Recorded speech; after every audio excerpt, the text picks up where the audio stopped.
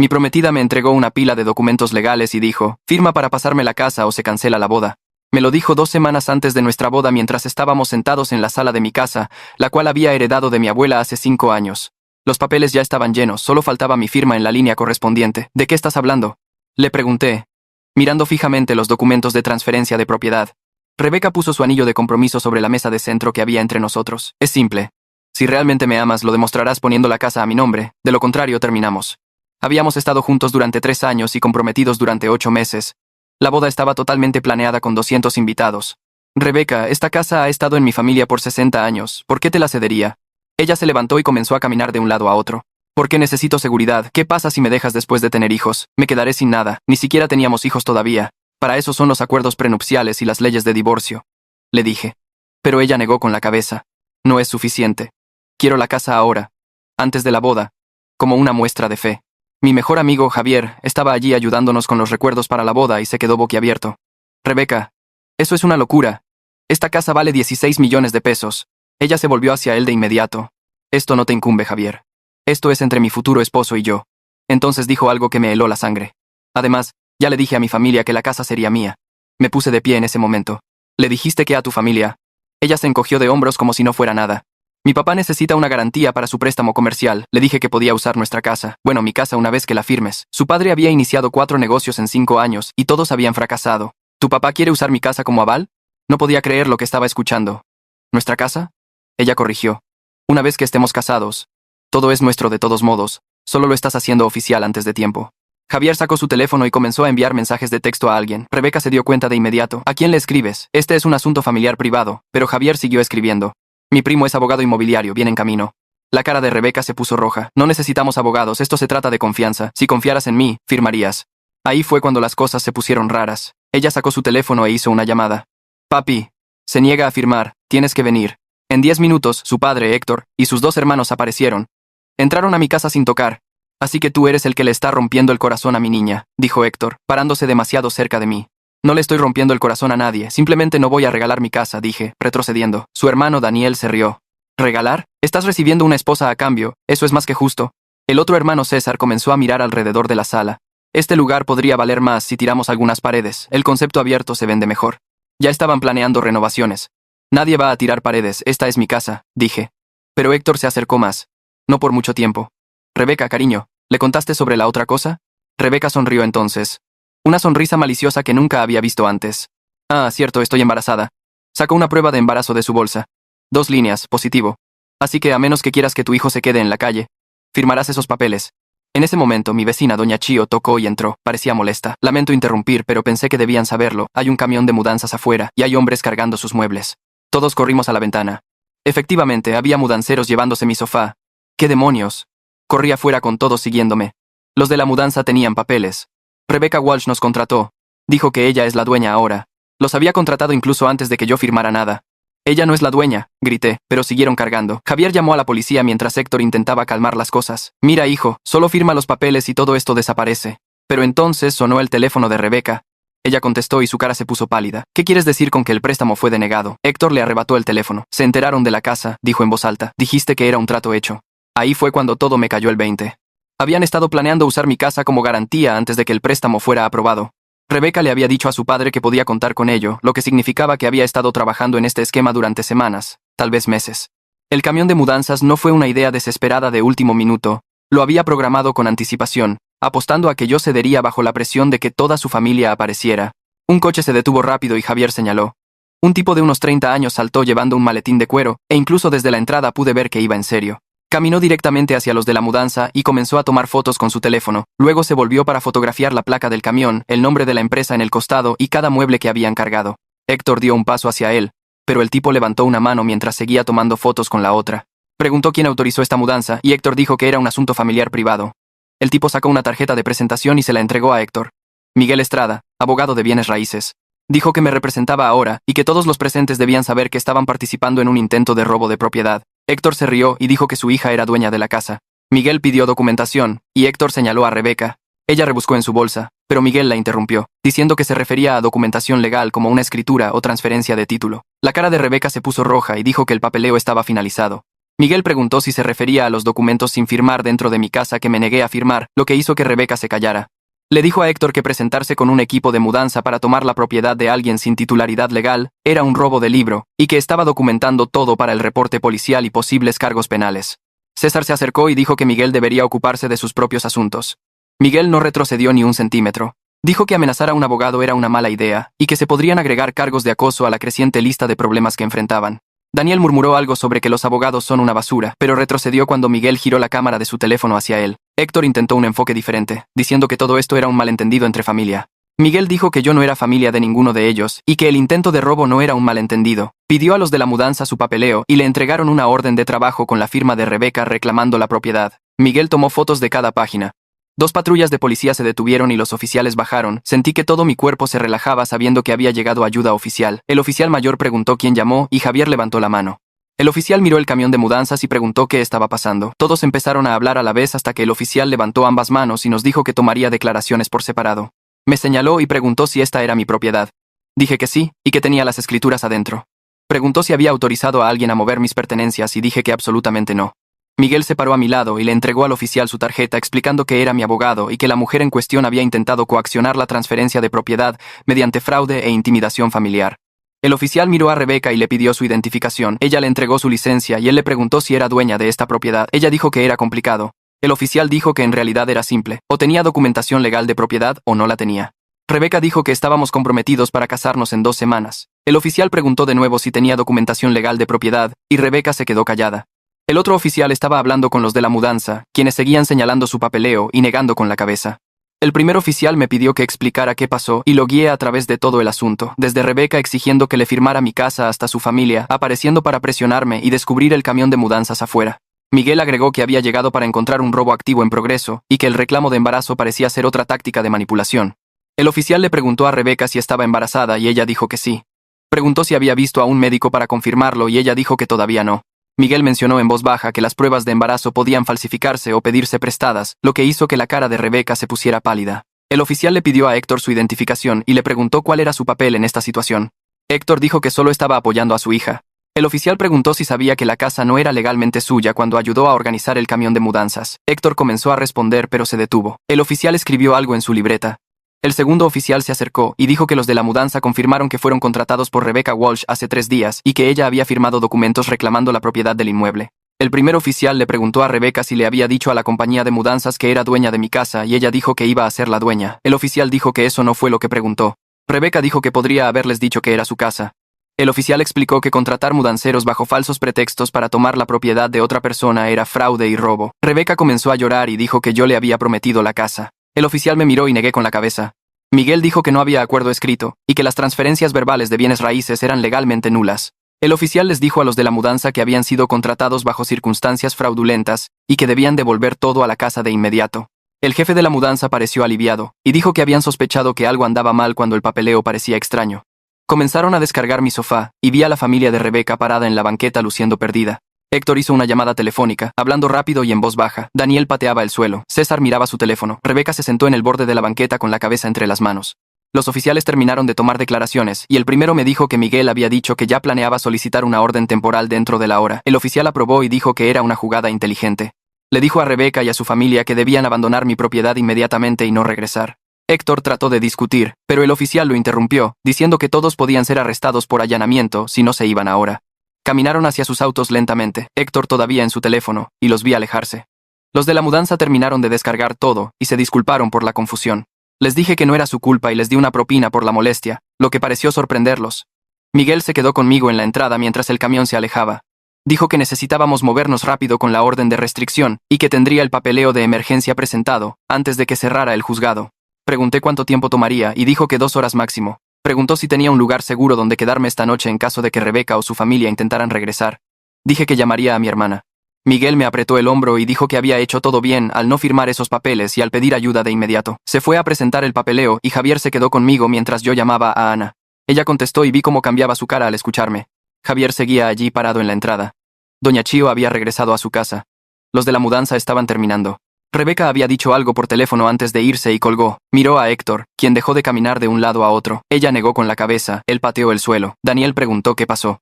Rebeca dijo que el banco llamó por el préstamo, querían verificar la garantía y descubrieron que la casa no era realmente suya todavía. Héctor comenzó a gritarle, ella le gritó de vuelta, César trató de calmarlos, pero eso fue antes de que se fueran. Javier me tocó el brazo y entramos.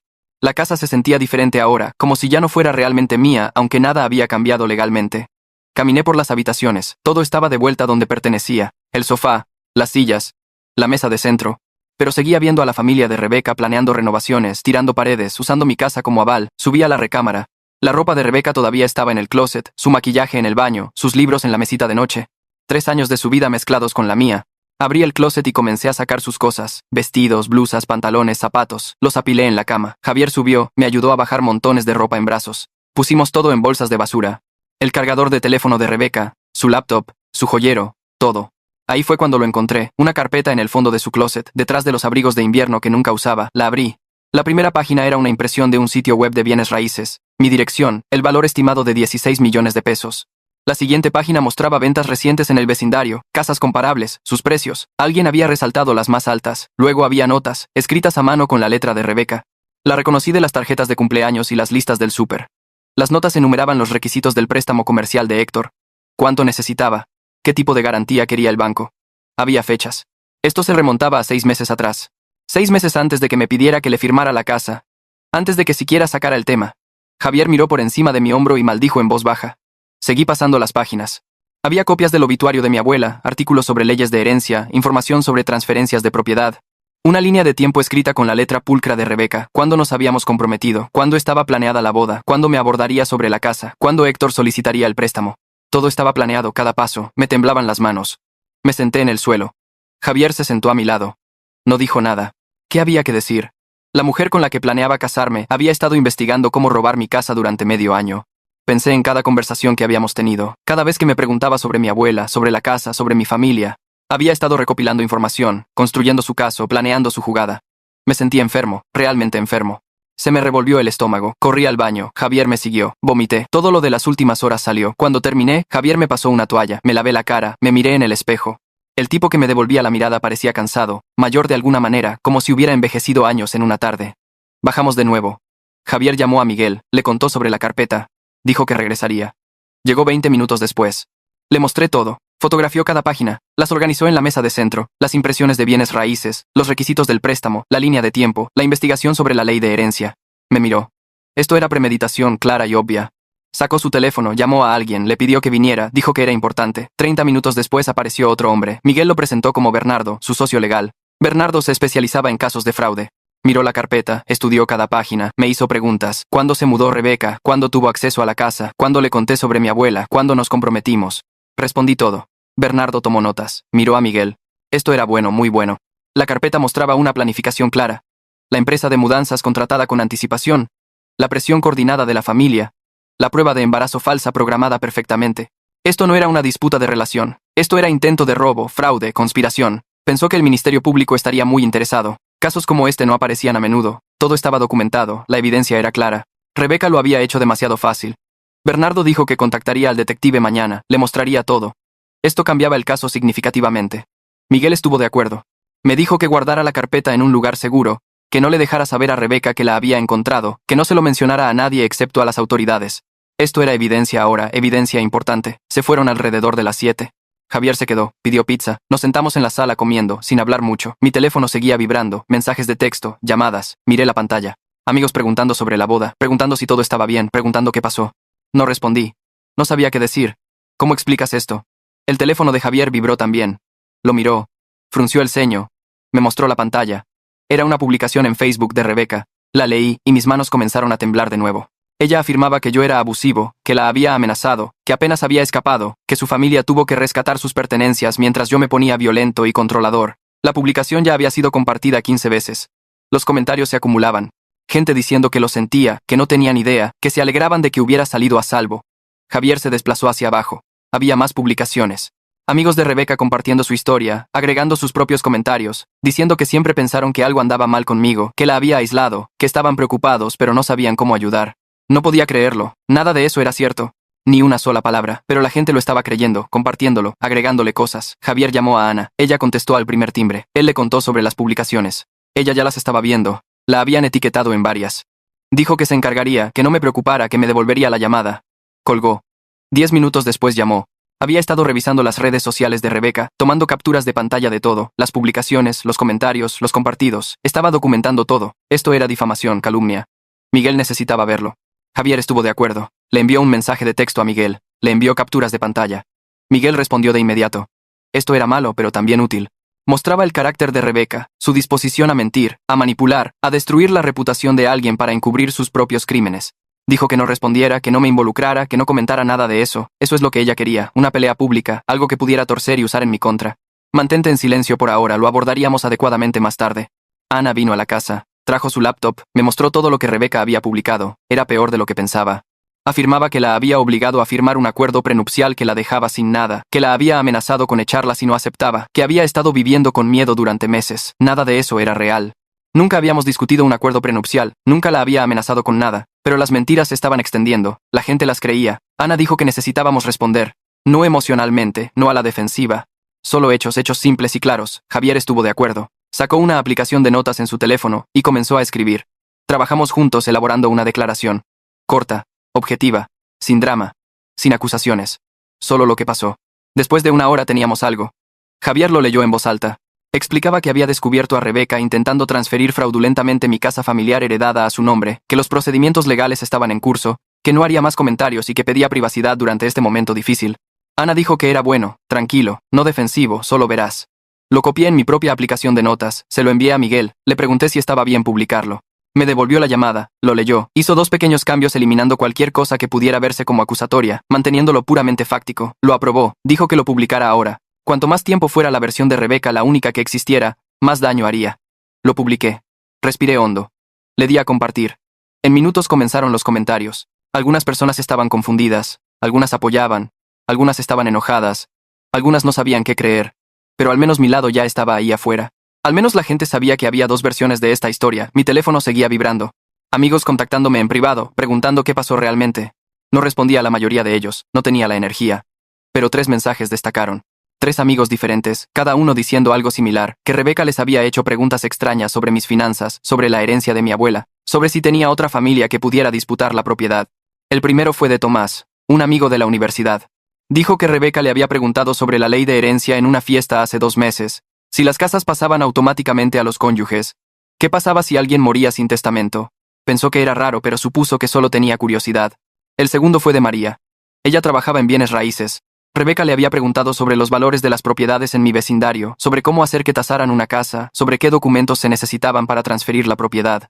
María se había ofrecido a ayudar a buscar casa para la boda, pero Rebeca le había dicho que no, que solo estaba recopilando información. El tercero fue de Julián, mi antiguo compañero de cuarto. Rebeca le había preguntado si mi abuela había dejado algo más además de la casa, si había dinero, inversiones, otras propiedades. Julián dijo que le dijo que no sabía, que parecía una pregunta privada, que se había sentido incómodo. Les mostré los mensajes a Javier y Ana, se miraron el uno al otro. Esto era un patrón. Rebeca no solo había investigado mi casa, había entrevistado a mis amigos, recopilado inteligencia, construido una imagen completa de mis activos. Ana dijo que necesitábamos reenviar esto a Miguel. Necesitaba ver cuán calculado era esto, cuánto tiempo había estado planeándolo. Le envié capturas de pantalla de las 3 conversaciones. Respondió rápido. Esto era útil, muy útil. Mostraba premeditación a lo largo de meses, no solo la carpeta, sino una investigación activa, cuestionando a varias personas, construyendo una comprensión integral de lo que yo poseía. A la mañana siguiente sonó mi teléfono, número desconocido. Casi no contesto, pero algo me hizo contestar. La voz de un hombre preguntó si yo era yo. Dije que sí, dijo que su nombre era Claudio Noguera. Había visto mi publicación en Facebook. Necesitaba hablar conmigo. Había salido con Rebeca hace 2 años. Ella había intentado algo similar con él. Mi corazón comenzó a acelerarse. Pregunté a qué se refería. Dijo que era dueño de un pequeño negocio, una cafetería. Rebeca había salido con él durante 6 meses. Presionó mucho para que la agregara como copropietaria. Dijo que mostraría que él confiaba en ella, que probaría su compromiso. Él se había negado. Ella había desaparecido en una semana. Simplemente dejó de devolver sus llamadas, lo bloqueó en todo. Él había pensado que había hecho algo mal, pero ahora al ver mi publicación entendía. Ella había ido tras su negocio. Cuando él no se lo dio, ella siguió adelante, encontró un nuevo objetivo, yo. Le pregunté si estaría dispuesto a hablar con el detective, a dar una declaración. Dijo que absolutamente. Había cargado con la culpa de esa relación durante 2 años, preguntándose qué había hecho mal. Ahora sabía que no era él, era ella. Esto era lo que ella hacía.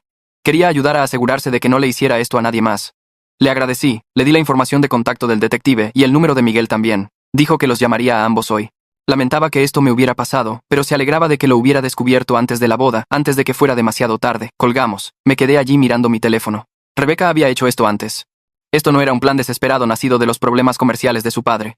Este era su método, su sistema. Encontrar a alguien con activos, salir con ellos, presionar por la propiedad, desaparecer si se niegan, pasar al siguiente objetivo. ¿Cuántos otros había habido? ¿Cuántas personas antes de Claudio? ¿Cuántos después de él antes que yo? Javier bajó. Le conté sobre la llamada. Su rostro se oscureció. Dijo que necesitábamos conocer a Claudio. Escuchar la historia completa. Estuve de acuerdo, le envié un mensaje a Claudio. Le pregunté si quería reunirse para tomar un café. Dijo que sí, hoy sí era posible. Nos reunimos en un lugar en el centro, no en su cafetería. Un lugar neutral. Claudio era alto, tal vez de 40 años, ojos cansados. Me estrechó la mano. Pedimos café. Nos sentamos en un rincón. Me contó todo. Había conocido a Rebeca en un evento de networking empresarial.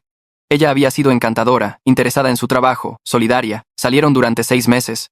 Ella se había movido rápido, hablando del futuro, del matrimonio, de construir algo juntos. Luego había comenzado a preguntar sobre el negocio, las finanzas, la propiedad, el equipo. Había sugerido convertirse en socia. Dijo que tenía ideas para la expansión. Dijo que podía ayudar con el marketing. Todo lo que necesitaba era una participación en la propiedad. Él había dicho que no, quería mantener separados los negocios y la vida personal. Ella había presionado más fuerte. Dijo que se trataba de confianza, de compromiso, de mostrar que él veía un futuro con ella. Él todavía se negó. 2 días después ella se había ido. Bloqueó su número. Lo eliminó de las redes sociales. Desapareció por completo. Él había estado confundido. Pensó que de alguna manera había arruinado todo. Pero ahora entendía. Ella no lo había querido a él. Había querido su negocio. Cuando no pudo conseguirlo, siguió adelante. Dijo que su familia había aparecido en su cafetería una semana después de que ella se fuera. Héctor y los 2 hermanos. Se habían sentado en una mesa durante 3 horas, mirándolo fijamente, haciéndolo sentir incómodo. Nunca pidieron nada, solo observaban. Cuando finalmente les pidió que se fueran, Héctor había dicho que solo estaban revisando el lugar, viendo en qué había estado interesada su hija, viendo qué había elegido él en lugar de a ella. Era una amenaza, sutil pero clara. Claudio había tenido miedo, pero nunca regresaron. Le conté sobre la carpeta, la línea de tiempo, la investigación, el embarazo falso, el camión de mudanzas. Su rostro se puso pálido. Dijo que ella le había dicho que estaba embarazada también, justo antes de preguntarle sobre la asociación comercial. Él había estado emocionado, asustado pero emocionado. Luego ella se fue. Nunca supo si era real, nunca escuchó sobre un bebé. Ahora lo sabía, era falso. Solo otra herramienta en su sistema, otra forma de manipular, de presionar, de obtener lo que quería. Hablamos durante 2 horas, comparando notas, encontrando patrones. La línea de tiempo siempre era la misma, 6 meses de noviazgo, generar confianza, luego la petición, el empuje por la propiedad, la presión, el embarazo falso si era necesario, la familia apareciendo para intimidar. Si todo eso fallaba, ella desaparecía, seguía adelante, encontraba a alguien nuevo. Claudio dijo que daría una declaración al detective, que testificaría si era necesario. Quería ayudar, quería asegurarse de que ella enfrentara consecuencias, quería evitar que le hiciera esto a alguien más. Le agradecí. Intercambiamos números, prometimos mantenernos en contacto. Cuando llegué a casa, el detective estaba llamando. Había hablado con Claudio, tomado su declaración. Esto cambiaba todo, establecía un patrón, comportamiento financiero depredador, múltiples víctimas. Esto no era una relación que salió mal. Esto era fraude sistemático. El Ministerio Público ahora estaba considerando cargos graves, intento de robo mayor. Estos conllevaban penas reales, posiblemente tiempo en la cárcel. Me sentí aliviado, reivindicado, pero también triste. Esta mujer a la que había amado, esta mujer con la que planeaba casarme, era una estafadora, una depredadora. Todo entre nosotros había sido calculado, planeado, falso. El detective dijo que el nuevo abogado de Rebeca había contactado a Miguel. Quería una reunión, quería resolver esto amigablemente. Miguel se había negado. Dijo que esto no era un malentendido. Dijo que el intento de robo de una propiedad de 16 millones de pesos no era algo que se resolviera tomando un café. Dijo que su cliente no se reuniría con nadie de su lado sin la presencia de las autoridades. El detective aprobó, dijo que eso era inteligente. Dijo que el abogado de Rebeca probablemente se estaba dando cuenta de lo grave que era esto, cuánta evidencia había, qué tan mal se veía esto. Ana llamó. Había encontrado una terapeuta, alguien que se especializaba en traumas por relaciones manipuladoras. Su nombre era doctora Melissa Prieto. Ana ya la había llamado, explicado la situación. Melissa tenía un espacio mañana. Ana pensó que debía ir. Estuve de acuerdo. Necesitaba ayuda para procesar esto, entender cómo había pasado por alto las señales, cómo había confiado tan completamente en alguien que había estado mintiendo todo el tiempo. Al día siguiente conduje hasta el consultorio de Melissa. Edificio pequeño en el centro, sala de espera cómoda, salió a recibirme, mediados de los 40, ojos amables, voz tranquila, fuimos a su oficina. Me senté en un sofá, ella se sentó frente a mí, me pidió que le contara qué pasó. Comencé a hablar. Todo salió a la luz. La demanda de la casa, la familia apareciendo, el camión de mudanzas, la carpeta, la línea de tiempo, la historia de Claudio, las publicaciones de Rebeca en redes sociales, el embarazo falso. Todo. Hablé durante 30 minutos seguidos. Cuando terminé estaba llorando, realmente llorando. No había llorado todavía a través de todo esto. Pero estar sentado allí en esa oficina tranquila y segura contándole la historia a alguien que no estaba involucrado, alguien que solo estaba escuchando, rompió algo. Melissa me pasó pañuelos, me dejó llorar. No trató de arreglarlo o minimizarlo. Solo se sentó allí, presente. Cuando pude hablar de nuevo, dijo algo que ayudó. Dijo que los estafadores son expertos en manipulación. Esa es su especialidad. Que ser confiado no es un defecto de carácter. Que no había pasado por alto señales obvias. Rebeca las había ocultado deliberadamente. Que esto no era mi culpa. Que había respondido apropiadamente una vez que supe la verdad. Que me había protegido. Que había pedido ayuda. Que estaba haciendo todo bien. Ella dijo que sanar tomaría tiempo.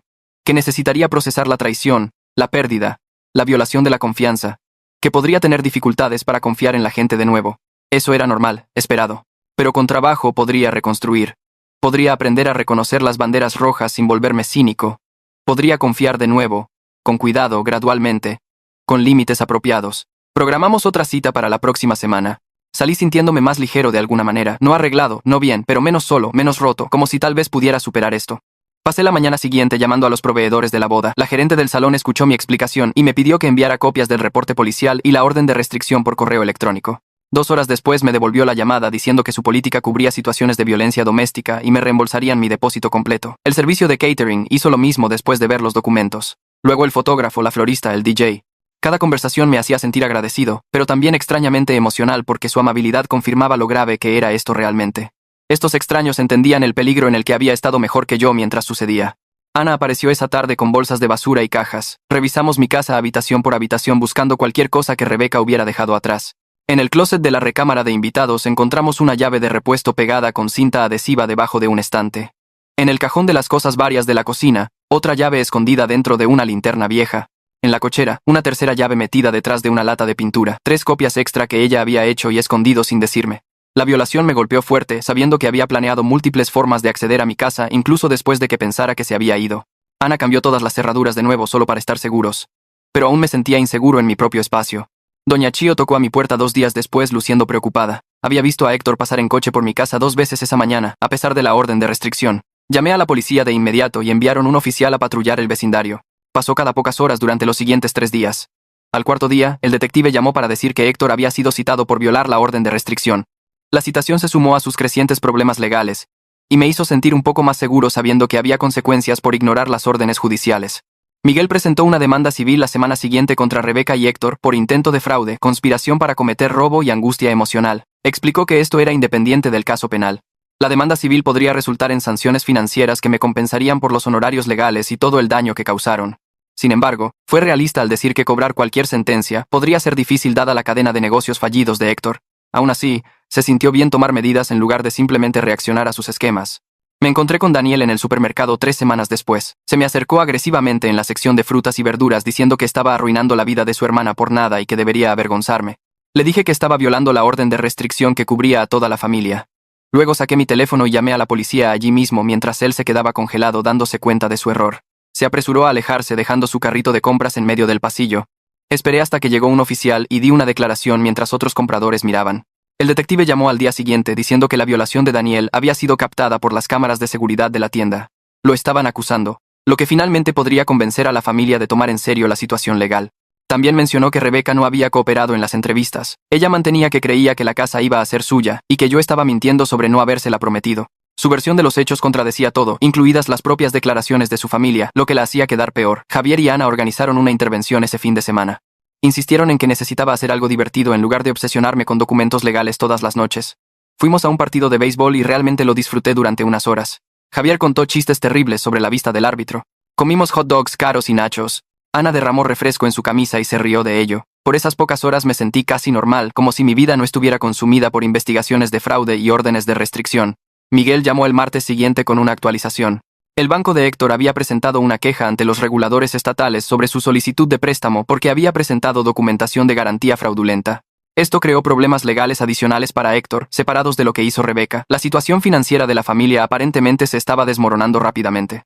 Miguel dijo que los socios comerciales de Héctor se estaban distanciando de él ahora que su fraude era de registro público. Todo los estaba alcanzando. Una carta escrita a mano llegó a mi buzón ese jueves. Era de la madre de Rebeca, a quien solo había conocido 2 veces durante nuestra relación. Se disculpaba por el comportamiento de su familia y decía que no tenía idea de lo que estaban planeando. Explicó que estaba solicitando el divorcio de Héctor porque esta situación reveló problemas en su matrimonio que había estado ignorando durante años. Esperaba que pudiera encontrar paz y sanación. La carta me sorprendió porque parecía genuinamente arrepentida, a diferencia de su esposo e hijos que todavía actuaban como víctimas. La oficina del Ministerio Público programó una reunión conmigo 2 semanas después para discutir el caso penal. Bernardo vino conmigo para asegurarse de que estuviera protegido. La fiscal era una mujer seria de unos 50 años que no perdía el tiempo en charlas triviales. Explicó que le estaban ofreciendo a Rebeca un trato: declararse culpable de intento de fraude y conspiración, aceptar libertad condicional y restitución, o ir a juicio donde buscarían las penas máximas, incluido tiempo en la cárcel. Expuso ambas opciones claramente y preguntó qué resultado quería yo.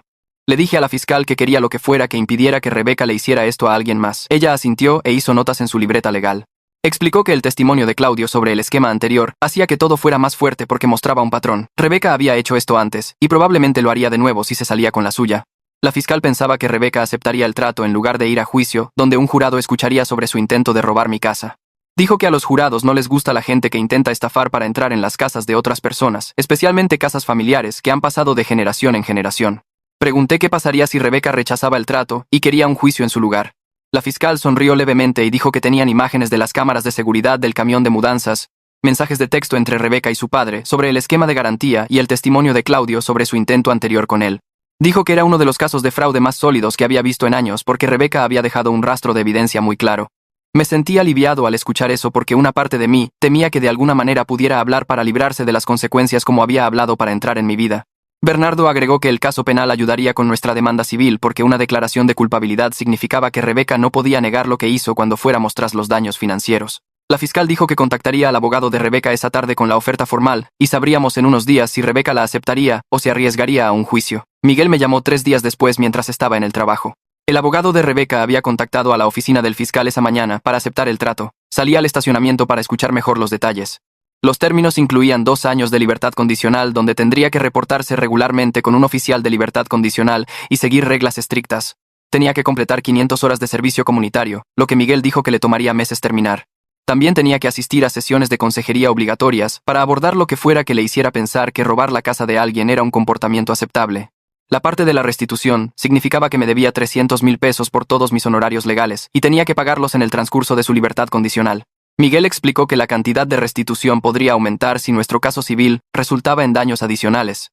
La mejor parte era que esto crearía un antecedente penal permanente que aparecería cada vez que alguien verificara sus antecedentes. Los futuros empleadores lo verían. Las futuras parejas románticas que buscaran su nombre lo encontrarían. Y cualquiera que le prestara dinero o le rentara un departamento sabría lo que había hecho. Le pregunté a Miguel si 300,000 pesos eran suficientes considerando que había tratado de robar una casa de 16 millones. Dijo que la restitución penal solo cubría mis costos legales directos por defenderme, pero nuestra demanda civil iría tras daños adicionales por angustia emocional y el costo de cancelar la boda. Me recordó que obtener dinero de Rebeca podría ser difícil dados los problemas financieros de su familia, pero tener la sentencia en el registro importaba más que cobrar cada peso. La audiencia de declaración ocurrió 2 semanas después en el juzgado del condado. Bernardo vino conmigo porque Miguel estaba manejando otro caso esa mañana. Nos sentamos en la sala del tribunal esperando que llamaran el caso de Rebeca mientras el juez trabajaba en otros asuntos. Vi gente declararse culpable de cargos por conducir ebrios, robo en tiendas y posesión de drogas. Luego el secretario llamó el caso de Rebeca y ella entró con su abogado. Se veía diferente de alguna manera, más pequeña y menos segura de lo que recordaba. Llevaba un vestido azul conservador y mantenía la vista baja, negándose a mirarme a pesar de que yo estaba sentado a solo unas filas detrás de la mesa del fiscal. El juez le preguntó a su abogado si ella entendía los términos del acuerdo de declaración de culpabilidad. Su abogado confirmó que sí, y que estaba presentando su declaración voluntariamente. Luego el juez le preguntó a Rebeca directamente si entendía de qué se estaba declarando culpable. Tuvo que declarar en voz alta que había intentado reclamar fraudulentamente la propiedad de mi casa y había conspirado con su familia para presionarme para firmar la escritura. Su voz salió apenas como un susurro cuando dijo que sí. El juez la hizo repetirlo más fuerte para que el taquígrafo de la corte pudiera escuchar correctamente. Escucharla admitir lo que había hecho en un procedimiento legal oficial se sintió surrealista después de semanas de que su familia afirmara que yo estaba mintiendo o exagerando. El juez preguntó si entendía la gravedad de intentar robar la casa de alguien mediante fraude y engaño. Rebeca susurró que sí nuevamente con una voz que apenas reconocí. No era la voz segura y exigente que me había dicho que firmara mi casa o la relación terminaba. El juez aceptó su declaración e impuso los términos de la sentencia que ya habíamos acordado. Luego le advirtió que cualquier violación de su libertad condicional resultaría en tiempo en la cárcel. Rebeca asintió y firmó el papeleo que le entregó su abogado. Toda la audiencia tomó menos de 15 minutos, pero sentí que finalmente podía respirar correctamente por primera vez en semanas. Ana vino ese fin de semana con muestras de pintura y revistas de decoración. Dijo que era hora de hacer que mi casa se sintiera mía de nuevo en lugar del lugar donde mi relación se desmoronó. Comenzamos con la sala donde Rebeca había elegido colores beige neutros que, según ella, atraerían a los compradores si alguna vez vendíamos. Elegí un color azul profundo que siempre me había gustado, pero que Rebeca había vetado por ser demasiado atrevido. Ana me ayudó a mover los muebles lejos de las paredes, y pasamos la tarde del sábado pintando. Doña Chio trajo sándwiches para el almuerzo y se quedó para ayudar con la segunda capa. El trabajo físico se sintió bien, cubriendo las elecciones de Rebeca con algo que realmente quería. Reemplazamos el arte genérico que ella había colgado con fotos de mi familia y lugares a los que había viajado antes de conocerla. Ana encontró cojines en colores que combinaban con la nueva pintura y reorganizamos los muebles de una manera que se sentía más cómoda para mí. Para el domingo por la noche, la habitación se veía completamente diferente. Se sintió simbólico de alguna manera, reclamando mi espacio y haciéndolo completamente mío de nuevo sin su influencia en todas partes donde miraba. Me di cuenta mientras trabajábamos que había cedido en muchas pequeñas decisiones durante nuestra relación sin siquiera darme cuenta de que lo estaba haciendo. Rebeca tenía opiniones sobre todo, desde qué tipo de cafetera comprar hasta en qué dirección debía mirar el sofá, y yo simplemente había seguido la corriente en la mayoría para evitar discusiones. Ahora estaba eligiendo cosas basándome puramente en lo que me gustaba, y se sentía sorprendentemente liberador tomar decisiones sin considerar lo que otra persona pensaría. Claudio me llamó el martes siguiente mientras preparaba la cena. Quería ver cómo estaba manejando todo después de la audiencia. Terminamos hablando durante más de una hora sobre nuestras experiencias con Rebeca y cómo ambos estábamos trabajando para confiar mejor en nuestros instintos. Dijo que su terapeuta lo había ayudado a reconocer que había ignorado las señales de advertencia con Rebeca porque quería que la relación funcionara, que era exactamente lo que Melissa me había estado diciendo. Claudio mencionó que había estado saliendo con alguien nuevo durante unos meses y le había contado sobre la situación de Rebeca en su segunda cita. Dijo que pensó que si ella iba a huir asustada, mejor saberlo temprano en lugar de invertir más tiempo y emoción. Pero ella había apreciado su honestidad y dijo que mostraba que era lo suficientemente consciente de sí mismo como para aprender de las malas experiencias. Eso me dio esperanza de que eventualmente yo también estaría listo para salir de nuevo. Claudio dijo que su novia en realidad había quedado impresionada de que él se hubiera presentado para ayudar a un extraño a evitar lo que él había pasado, y que su disposición a testificar decía cosas buenas sobre su carácter. Hicimos planes para tomar un café pronto, porque se sentía bien hablar con alguien que realmente entendía lo que era ser blanco de los esquemas de Rebeca. Dijo que la idea del grupo de apoyo que mencioné sonaba interesante y tal vez podríamos buscar comenzar algo para personas que habían experimentado abuso financiero en las relaciones. Mi siguiente sesión de terapia con Melissa se sintió diferente a las anteriores. Le conté sobre la redecoración de la sala y lo bien que se sentía hacer que el espacio fuera mío de nuevo. Ella preguntó en qué más había cedido durante la relación que no había reconocido completamente en ese momento. Comencé a enumerar cosas y me di cuenta de que la lista era más larga de lo que esperaba. Rebeca me había disuadido gradualmente de ver a ciertos amigos, sugirió que me vistiera de manera diferente, criticó mis pasatiempos como infantiles y me hizo sentir culpable por pasar tiempo con mi familia. Melissa me ayudó a ver que había ignorado las señales de advertencia porque quería que la relación funcionara y porque Rebeca era hábil para hacer que sus demandas parecieran razonables. Ella preguntó qué patrones necesitaba observar en futuras relaciones. Dije, personas que presionan demasiado rápido, que intentan aislarme de amigos y familiares, que muestran un interés excesivo en mis finanzas y que no pueden respetar los límites cuando digo que no a algo. Melissa escribió esto y dijo que reconocer estos patrones era un progreso crucial. Explicó que las personas como Rebeca a menudo prueban los límites temprano para ver con qué pueden salirse con la suya, y cuando alguien acepta pequeñas violaciones de límites, escalan a otras más grandes. Pregunté cómo podría volver a confiar en mi juicio después de perder tantas banderas rojas con Rebeca. Melissa dijo que mi juicio no estaba roto. Simplemente había estado lidiando con alguien que tenía práctica en la manipulación. Ella dijo que el hecho de que finalmente me negara a firmar mi casa demostraba que mis instintos estaban funcionando cuando realmente importaba. Miguel llamó con noticias sobre la demanda civil el mes siguiente. El abogado de Rebeca lo había contactado para llegar a un acuerdo fuera de la corte, en lugar de ir a juicio. Rebeca acordó pagar 400,000 pesos durante 5 años por daños y honorarios legales más allá de lo que cubría la restitución penal. Miguel fue realista en cuanto a que tal vez no vería todo, dependiendo de la situación financiera de Rebeca, pero tener la sentencia registrada me protegía legalmente. Establecía documentación oficial de lo que había hecho que la seguiría durante años. El acuerdo incluía términos que le prohibían contactarme directa o indirectamente, y si violaba eso, podía llevarla de vuelta a la corte. Miguel explicó que 400,000 pesos no era una gran cantidad considerando lo que había tratado de hacer, pero cobrar sentencias de personas sin activos era difícil y costoso.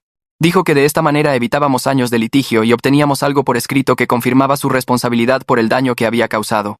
Firmé el acuerdo de conciliación y sentí que otra pieza de esta pesadilla encajaba en su lugar.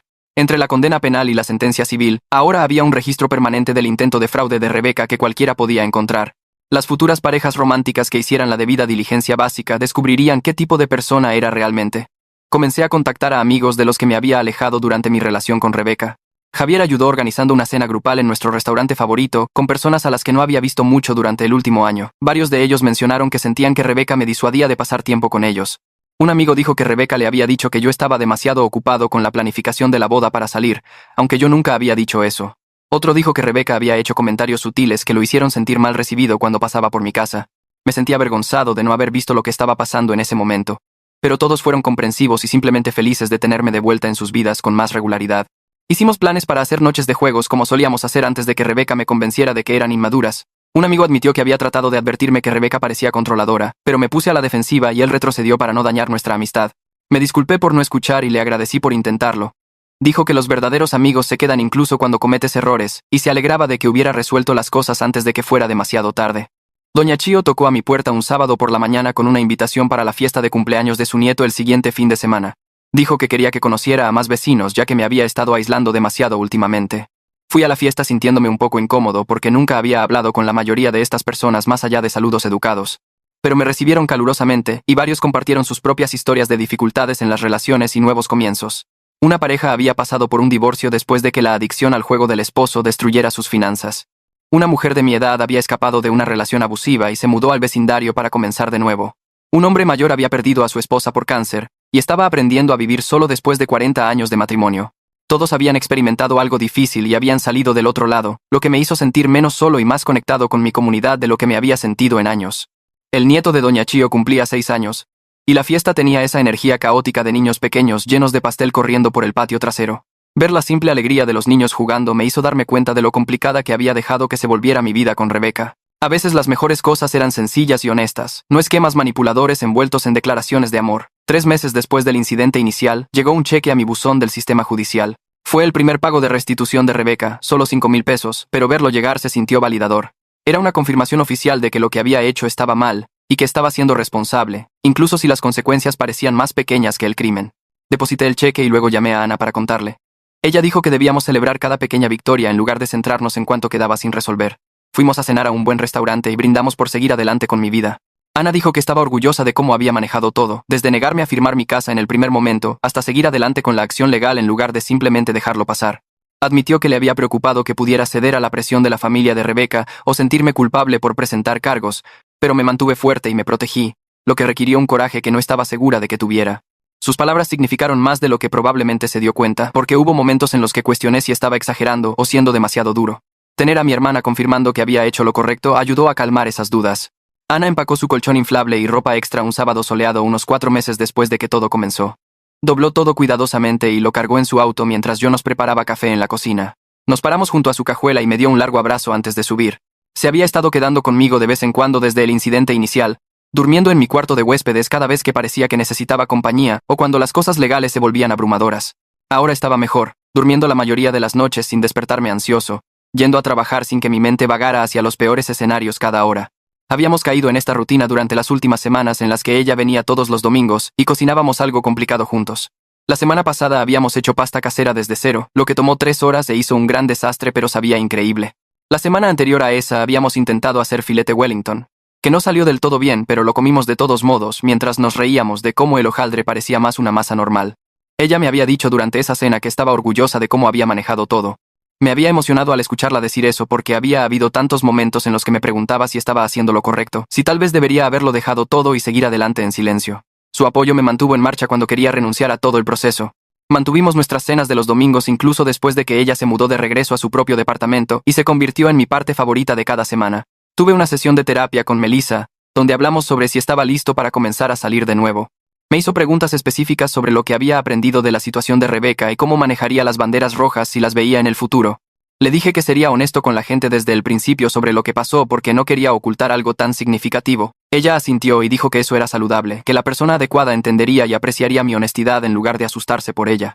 Empecé a usar una aplicación de citas la semana siguiente y tuve algunas citas casuales para tomar café con diferentes mujeres. La mayoría de ellas fueron comprensivas cuando expliqué lo que Rebeca había hecho. Aunque una mujer claramente no estaba interesada en lidiar con alguien que había pasado por un drama legal y eso estaba bien. Otra mujer con la que me reuní para cenar compartió que había pasado por algo similar con una pareja que había intentado robar su identidad para abrir tarjetas de crédito y pedir préstamos. Hablamos durante horas sobre cómo se siente que alguien en quien confiabas te traicione de una manera tan calculadora. Ella había estado en terapia durante 2 años trabajando en ello y tenía buenos consejos sobre establecer límites y confiar en mis instintos. Tuvimos 3 citas más y seguimos siendo amigos, aunque la conexión romántica no estaba del todo ahí para ninguno de los dos. Solo saber que alguien más entendía por lo que había pasado me hizo sentir menos solo. Javier me llamó una noche y me preguntó si quería ir a cenar con él y alguien que quería que conociera. Llegué al restaurante y él estaba allí con una mujer llamada Sara, a quien presentó como su novia. Habían estado saliendo durante unos 2 meses, y explicó que había dudado en traerla mientras yo lidiaba con todo lo de Rebeca. No quería restregarme su relación feliz en la cara mientras la mía había explotado tan dramáticamente. Le dije que estaba genuinamente feliz por él, y contento de que se sintiera cómodo, incluyéndome ahora. Sara era agradable y fácil de tratar, haciendo preguntas sobre mi trabajo y las renovaciones de mi casa sin mencionar a Rebeca en absoluto, lo cual aprecié.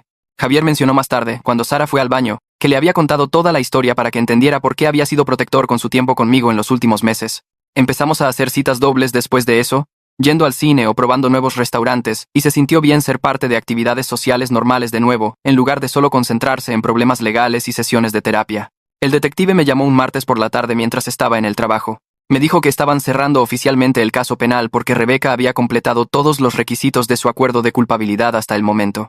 Dijo que había manejado todo exactamente bien, documentando todo a fondo con fotos y registros escritos, y al no involucrarme directamente con la familia de Rebeca cuando intentaron presionarme. El departamento de policía en realidad iba a usar mi caso como un ejemplo de capacitación para otros oficiales sobre cómo manejar situaciones de fraude doméstico. Explicó que muchas víctimas no denuncian estos delitos o no tienen buena documentación, lo que dificulta el enjuiciamiento.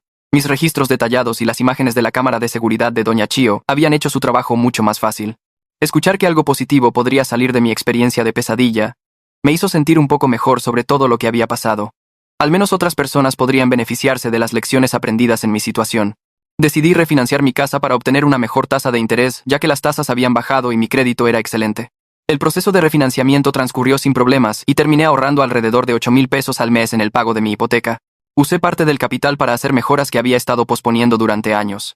Primero hice instalar un sistema de seguridad profesional con cámaras en cada entrada y sensores de movimiento en todas las ventanas. El representante de la compañía de seguridad fue minucioso y me mostró cómo monitorear todo desde mi teléfono. Luego contraté a un contratista para actualizar mi cocina con nuevas encimeras y electrodomésticos. La cocina de mi abuela había sido funcional pero anticuada y siempre había querido modernizarla. También convertí una de las recámaras libres en una oficina en casa adecuada con estanterías empotradas y un escritorio grande. Hacer estos cambios ayudó a que la casa se sintiera más mía y menos como el lugar donde mi relación se había desmoronado.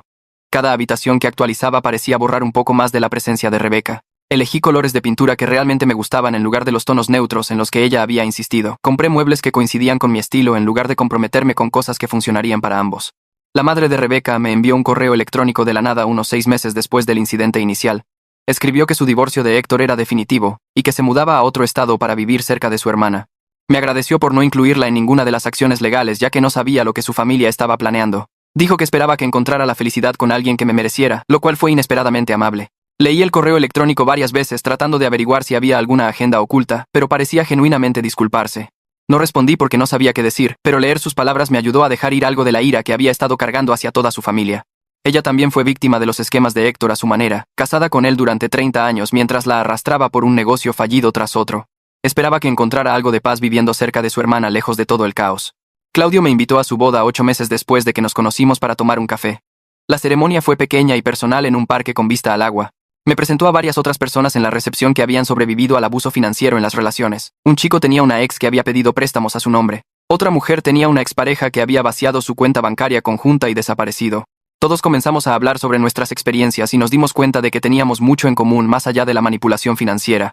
Todos habíamos luchado por confiar en la gente de nuevo, por sentirnos estúpidos por no ver las señales antes, por reconstruir nuestras vidas después de que alguien a quien amábamos nos traicionara. Claudio sugirió que deberíamos reunirnos regularmente y mantenernos en contacto, ya que ayudaba a hablar con personas que realmente entendían. Comenzamos a reunirnos una vez al mes para cenar en diferentes restaurantes de la ciudad. Compartíamos recursos sobre cómo protegerse legalmente, recomendábamos terapeutas que se especializaban en traumas y simplemente nos apoyábamos mutuamente a través del proceso continuo de curación. Lo que había sido la peor experiencia de mi vida se estaba convirtiendo en algo que ayudaba a otras personas que pasaban por situaciones similares. Esa transformación se sintió significativa de una manera que no había esperado. Melissa y yo hablamos durante una de nuestras sesiones sobre si todavía necesitaba terapia semanal. La había estado viendo durante casi 9 meses y había hecho un progreso significativo. Ella señaló que había procesado la traición de manera saludable en lugar de dejar que me volviera amargado o cínico. Había reconstruido mi sistema de apoyo reconectándome con viejos amigos y fortaleciendo mi relación con Ana. Había establecido mejores límites y aprendido a reconocer las banderas rojas que había pasado por alto antes. Estaba saliendo de nuevo con la precaución adecuada, en lugar de evitar las relaciones por completo o lanzarme demasiado rápido. Sugirió que hiciéramos la transición a revisiones mensuales en lugar de sesiones semanales, ya que lo estaba haciendo muy bien. Me sentí orgulloso al escucharla enumerar todo lo que había logrado porque hubo momentos en los que me preguntaba si alguna vez volvería a sentirme normal. Programamos nuestra próxima cita para dentro de 4 semanas, y salí de su oficina sintiéndome más ligero de lo que me había sentido en meses. Conocí a alguien llamada Natalia en la fiesta de cumpleaños de un amigo. Terminamos hablando durante horas en un rincón mientras todos los demás jugaban y bailaban. Ella era divertida, inteligente y fácil de tratar. Descubrimos que a ambos nos encantaba el senderismo, probar nuevos restaurantes y las películas viejas de ciencia ficción. Me contó sobre su trabajo como maestra, y yo le conté sobre mi trabajo. Intercambiamos números al final de la noche, y nos enviamos mensajes de texto durante los siguientes días. En nuestra tercera cita durante una cena en un lugar italiano, le conté sobre la situación de Rebeca. Le expliqué toda la historia, desde los documentos de transferencia de escrituras hasta el camión de mudanzas y los procedimientos legales. Ella escuchó atentamente sin interrumpir, y cuando terminé, me agradeció por confiarle algo tan personal. Dijo que apreciaba mi honestidad y que lo que había pasado sonaba horrible, pero también mostraba que tenía buenos límites y sabía cómo protegerme. Su reacción se sintió como una bandera verde que ahora estaba equipado para reconocer. Alguien que desestimara mi experiencia o la hiciera parecer algo sin importancia habría sido una señal de advertencia. Alguien que escuchara y validara por lo que había pasado mientras aún quería seguir conociéndome era exactamente lo que necesitaba. Natalia y yo seguimos saliendo, y ella nunca me presionó más rápido de lo que me sentía cómodo yendo. Tomamos las cosas con calma y aprecié su paciencia. A veces me ponía ansioso por la confianza o el compromiso, y ella simplemente escuchaba y me daba espacio para resolverlo. Conoció a Ana y a Javier después de que habíamos estado saliendo durante unos 3 meses. Todos salimos a cenar juntos, y me di cuenta de que estaban tratando de averiguar si ella era buena para mí. Al final de la noche ambos sonreían, y Ana me envió un mensaje de texto más tarde diciendo que realmente le caía bien Natalia. Javier llamó al día siguiente y dijo que aprobaba, lo que me hizo reír porque no había pedido su aprobación, pero me alegraba tenerla de todos modos. Natalia se llevó bien con mis amigos de forma natural sin esforzarse demasiado. Les hizo preguntas sobre sus vidas y recordó detalles que habían mencionado en conversaciones anteriores. Encajaba en mi vida de una manera que se sentía fácil y correcta. Me di cuenta de que me estaba enamorando de ella, lo que me asustó un poco después de todo lo que había pasado con Rebeca. Pero esto se sentía completamente diferente. Natalia respetaba mis límites y valoraba mi bienestar. Nunca me hizo sentir que tenía que probar mi amor a través de grandes gestos, o renunciando a cosas que me importaban. Ella solo quería construir algo real juntos, al ritmo que se sintiera bien para ambos. Abrí el sobre con Natalia sentada a mi lado en el sofá. La carta llegó a través del abogado de Rebeca en papel grueso con membrete oficial. Leí el primer párrafo donde Rebeca escribió que la terapia la ayudó a entender cuán equivocadas fueron sus acciones. Se disculpó por intentar robar mi casa y por toda la manipulación. Las palabras sonaban genuinas pero se sentían distantes, como escuchar sobre la vida de otra persona. Natalia me apretó la mano mientras leía la segunda página donde Rebeca explicaba que estaba trabajando en sí misma y no esperaba perdón. Doblé la carta y la volví a poner en el sobre. Natalia preguntó si quería responder, y negué con la cabeza. La disculpa fue agradable pero no cambió nada ni me hizo querer contacto con Rebeca. Natalia asintió, y dijo que eso tenía mucho sentido. Tiramos la carta al bote de reciclaje y fuimos a preparar la cena juntos. Un año después de que todo comenzó, Javier llamó para decirme que escuchó que el negocio de Héctor se declaró en bancarrota. Pregunté cómo lo sabía, y dijo que uno de sus clientes trabajaba en el juzgado. Héctor y sus hijos estaban trabajando en empleos regulares ahora según la fuente de Javier. Daniel estaba haciendo trabajos de construcción, y César estaba administrando un restaurante. El propio Héctor vendía seguros.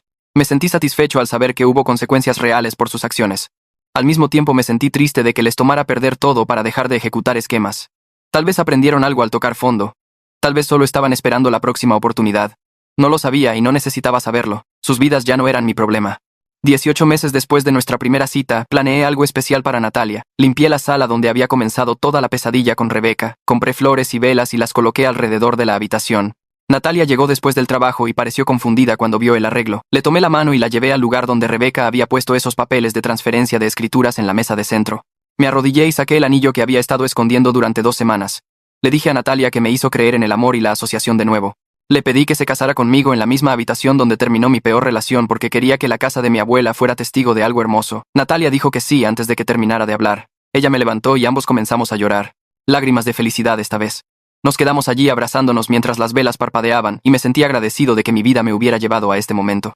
La casa que causó tanto problema ahora era el lugar donde comenzaba mi futuro real. Planeamos una boda completamente diferente a la que había organizado con Rebeca, 50 invitados en lugar de 200. Un restaurante pequeño en lugar de un gran salón de hotel. Nos enfocamos en las personas que realmente nos importaban en lugar de tratar de impresionar a todos los que habíamos conocido. Ana aceptó ser mi madrina y pasó semanas ayudándonos con los detalles. Javier escribió un discurso que hizo reír a todos sobre la vez que intenté cocinar la cena para Natalia y activé la alarma de humo 3 veces. Doña Chío atrapó el ramo, aunque insistió en que no estaba intentando hacerlo. Les dijo a todos que tenía 72 años y que no estaba buscando hombre a su edad. Toda la sala se rió y ella hizo un pequeño baile sosteniendo las flores. La boda se sintió correcta de una manera que mi boda planeada con Rebeca nunca lo había hecho. Todos allí realmente se preocupaban por nosotros. Nadie contaba el costo ni juzgaba el lugar. Bailamos y comimos buena comida y celebramos con personas que querían que fuéramos felices. Natalia se mudó a la casa después de nuestra luna de miel. Pasamos los fines de semana redecorando juntos y haciendo que el espacio fuera verdaderamente nuestro. Ella respetó que era mi hogar familiar, pero agregó sus propios toques. Cortinas nuevas en la sala. Diferentes obras de arte en las paredes. Plantas en cada ventana porque le encantaba cultivar cosas. Me encantaba ver su personalidad reflejada en nuestro espacio junto a la mía. La casa dejó de ser solo mía y se convirtió en nuestra. Cada habitación guardaba recuerdos de nosotros construyendo nuestra vida juntos. La cocina donde preparábamos el desayuno los domingos por la mañana, la recámara donde hablábamos de nuestros días antes de dormir, la sala donde veíamos películas y hacíamos planes para nuestro futuro. Natalia pertenecía aquí y la casa se sentía completa con ella en ella. Claudio llamó una mañana para decirme que su esposa estaba embarazada. Lo felicité y me sentí feliz de que estuvieran formando una familia. Unos meses después llamó de nuevo para preguntar si sería el padrino. Dije que sí de inmediato. El honor se sintió significativo porque nuestra amistad creció a partir de un trauma compartido. Nos habíamos ayudado mutuamente a sanar, y eso creó un vínculo que valoraba profundamente. El bautizo ocurrió un sábado soleado en una iglesia pequeña.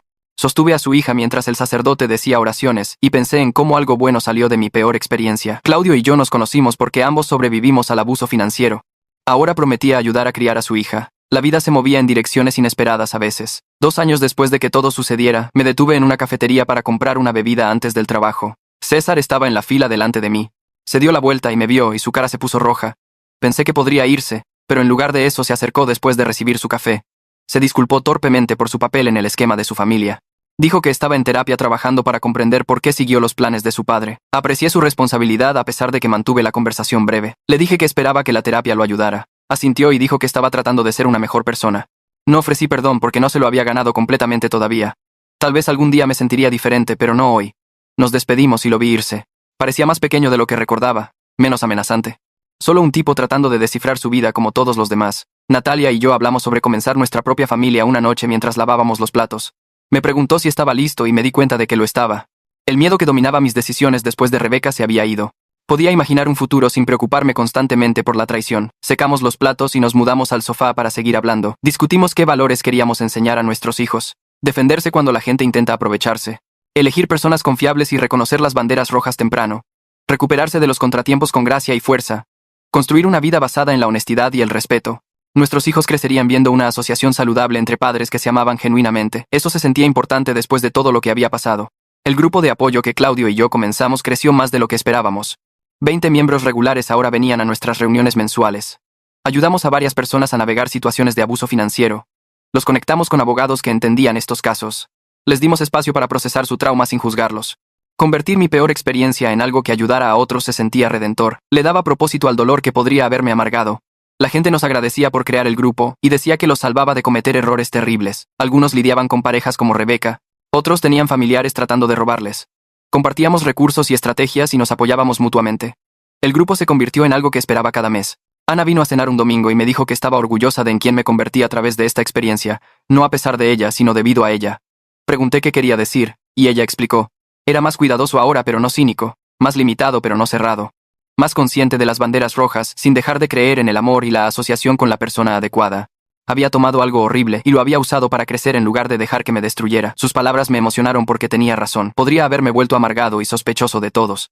En cambio, aprendí a protegerme mientras me mantenía abierto a buenas personas como Natalia. Construí una vida de la que estaba orgulloso con una pareja que me respetaba. La experiencia con Rebeca me enseñó lo que ya no aceptaría. Ese conocimiento hizo posible todo lo demás. Nuestro primer aniversario cayó un sábado a finales de primavera. Natalia sugirió que visitáramos la tumba de mi abuela y acepté de inmediato. Condujimos 2 horas hasta el cementerio donde estaban enterradas 3 generaciones de mi familia. La mañana estaba clara y cálida, con pájaros cantando en los árboles a nuestro alrededor. Llevé flores, y Natalia llevó una manta que extendimos sobre el pasto cerca de la lápida. Le conté historias sobre mi abuela mientras nos sentábamos allí juntos. Cómo me enseñó a cocinar su famosa receta de lasaña cuando tenía 12 años. Cómo nunca se perdió uno de mis juegos de béisbol, incluso cuando su artritis hacía que caminar fuera doloroso. ¿Cómo me dejó la casa porque dijo que yo era el único que entendía lo que significaba el legado familiar? Natalia escuchó en silencio y me tomó la mano mientras hablaba. Luego dijo algo que me abrió de la mejor manera. Me dijo que deseaba poder agradecerle a mi abuela por darme esa casa porque sin ella nunca nos habríamos conocido. El regalo que se convirtió en el centro de tanto dolor también me llevó a la mujer que amaba. Lloré sentado allí en esa manta. Lágrimas de felicidad que se sentían como sanación. Nos quedamos otra hora simplemente estando tranquilos juntos antes de conducir a casa. 3 semanas después llegó un sobre por correo con un cheque adentro. El pago final de restitución de Rebeca. 5,000 pesos que completaron su obligación financiera ordenada por la corte 3 años después de que todo sucediera. Miré fijamente ese cheque durante mucho tiempo antes de depositarlo en el banco. Luego llevé a Natalia a cenar al buen lugar italiano del centro. Pedimos vino, pasta y tiramisú de postre. Cuando nuestras copas estuvieron llenas, levanté la mía y sugerí brindar por el cierre. Natalia sonrió y dijo que deberíamos brindar por seguir adelante en su lugar. Por construir nuestra vida juntos y honrar las lecciones que nos hicieron más fuertes. Chocamos las copas y sentí que algo cambiaba dentro de mí. La ira que había estado cargando finalmente aflojó su agarre. Rebeca siempre sería parte de mi historia, pero ya no era mi presente ni mi futuro. Eso pertenecía a Natalia y a la vida que estábamos creando juntos. Doña Chio me detuvo una tarde mientras revisaba el correo. Se veía diferente de alguna manera, y me di cuenta de que parecía cansada. Me dijo que se mudaba a una comunidad de retiro al otro lado de la ciudad. Su hija pensó que era hora y, honestamente, estaba lista para menos mantenimiento y más actividades con personas de su edad. Luego me preguntó si cuidaría su casa hasta que se vendiera. Asegurarme de que cortaran el césped y que el correo no se acumulara. Le dije que, por supuesto, ayudaría en lo que necesitara. Me tocó el brazo entonces y dijo algo que nunca olvidaré. Me dijo que siempre supo que yo era una buena persona y que Rebeca nunca me mereció. Su validación significó todo porque fue testigo de cómo se desarrollaba toda la pesadilla. Ella vio el camión de mudanzas y a la familia de Rebeca tratando de robar mi hogar. Ella llamó a la situación por lo que era desde el principio, cuando yo todavía estaba demasiado conmocionado para procesarlo. Le agradecí por ser tan buena vecina y amiga. Nos abrazamos en la banqueta y me dio unas palmaditas en la mejilla como solía hacer mi abuela. 2 meses después, un martes por la noche cualquiera, Natalia y yo estábamos sentados en nuestra sala. La misma habitación donde Rebeca había exigido que le firmara mi casa, donde su padre y sus hermanos habían entrado sin tocar, donde todo se desmoronó antes de que pudiera mejorar. Natalia se volvió hacia mí con una expresión extraña y me dijo que tenía algo que decir. Mi corazón dio un vuelco porque su tono era serio. Luego sonrió y dijo que estaba embarazada. La alegría me golpeó tan fuerte que no pude hablar por un momento. La abracé y sentí lágrimas en mi cara de nuevo. Esta vez eran lágrimas de gratitud mezcladas con una felicidad abrumadora. Pensé en cómo había protegido mis límites cuando Rebeca intentó manipularme. Cómo había confiado en mis instintos incluso cuando significaba perder mi futuro planeado. Cómo había construido una vida con alguien que realmente me amaba y respetaba. La casa que me dejó mi abuela finalmente estaba llena de la felicidad y la familia que ella hubiera querido para mí. Todo lo que ella esperaba cuando firmó esos papeles hace 5 años. Natalia y yo nos sentamos juntos en esa sala abrazándonos y hablando de nuestro futuro. Sobre el niño que criaríamos en esta casa. Sobre los valores que enseñaríamos y el amor que compartiríamos. La habitación que una vez contuvo tanta fealdad ahora contenía nuestra mayor alegría. Besé a Natalia y me sentí completo de una manera que nunca me había sentido con Rebeca. Esto era real, esto era correcto. Esta era la vida que estaba destinado a vivir.